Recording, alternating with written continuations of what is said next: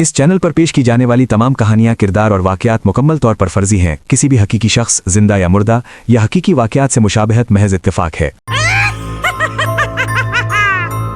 आवाज फिर आई, मगर इस बार करीब से। अहमद, वापस आ जाओ। आधी रात का वक्त था। पुरानी हवेली की छत पर हवा का शोर गूंज रहा था।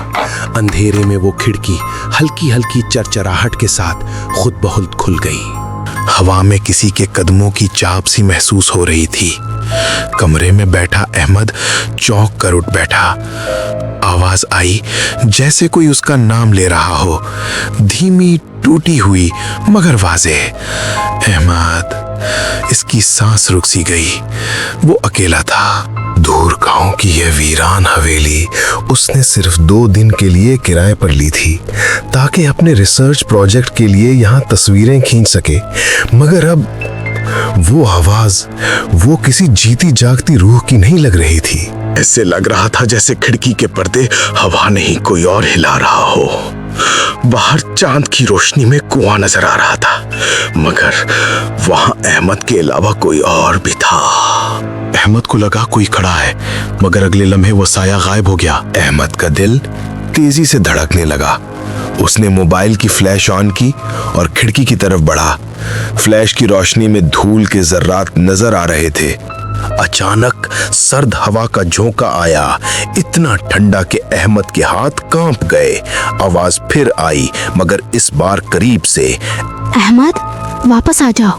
वो पीछे हटा, मगर फिर उसे याद आया हवेली के मालिक ने एक बात कही थी, ऊपर वाले कमरे की खिड़की कभी मत खोलना। तब उसने हंसते हुए सोचा कि हो सकता है हवेली के मालिक ने मजाक में ये बात कही हो, मगर अब खिड़की खुद ही खुल गई थी।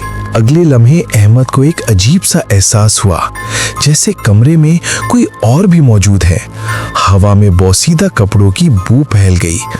उसने फ्लैश घुमाई, लेकिन कमरा खाली था। मगर दीवार पर उसकी अपनी नहीं, किसी और की परछाई थी, लंबी, मुड़ी हुई, जैसे कोई औरत की हो। अहमद का गला खुश्क हो गया। उसने फ्लैश बंद की तो कमरा मुकम्मल अंधेरे में डूब गया।